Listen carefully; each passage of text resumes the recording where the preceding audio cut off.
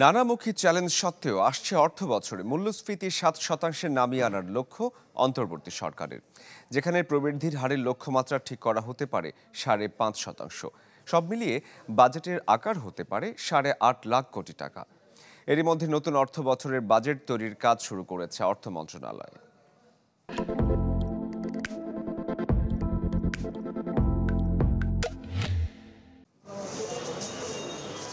দায়িত্ব নেয়ার পর বেশ বেগই পোহাতে হচ্ছে অন্তর্বর্তী সরকারকে।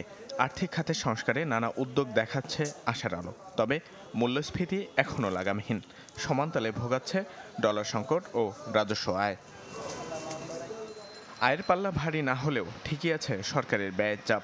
দাম হাতের নাগালে রাখতে ছাড় দিতে হয়েছে বেশ কিছু নিত্যপণ্যের শুল্কে, যে ঘাটতি পূরণে তাই নতুন করে ভ্যাটও বসাতে হয়েছে শতাধিক সেবা ও পণ্যে। এমন অবস্থার মধ্যেই চলছে নতুন বাজেট তৈরির কাজ। চলতি অর্থ বছরের বাজেটের সাথে যেখানে যোগ হচ্ছে 50,000 কোটি টাকা।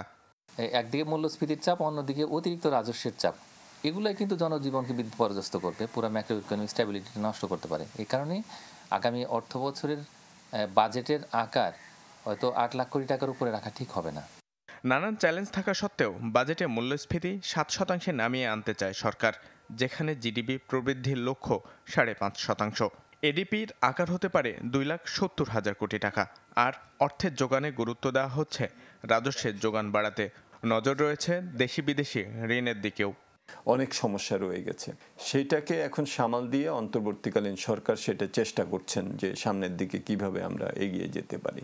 সেটা করতে যে অনেক ক্ষেত্রে তারা পদক্ষেপ গ্রহণ করছেন ঠিকই, কিন্তু সেটাকে যে চ্যালেঞ্জগুলো মোকাবেলা করে যে সামনের দিকে এগিয়ে যাওয়ার জন্য যে শক্ত ভিত প্রস্তুত করা, সেটা সময়েরও একটা ব্যাপার আছে।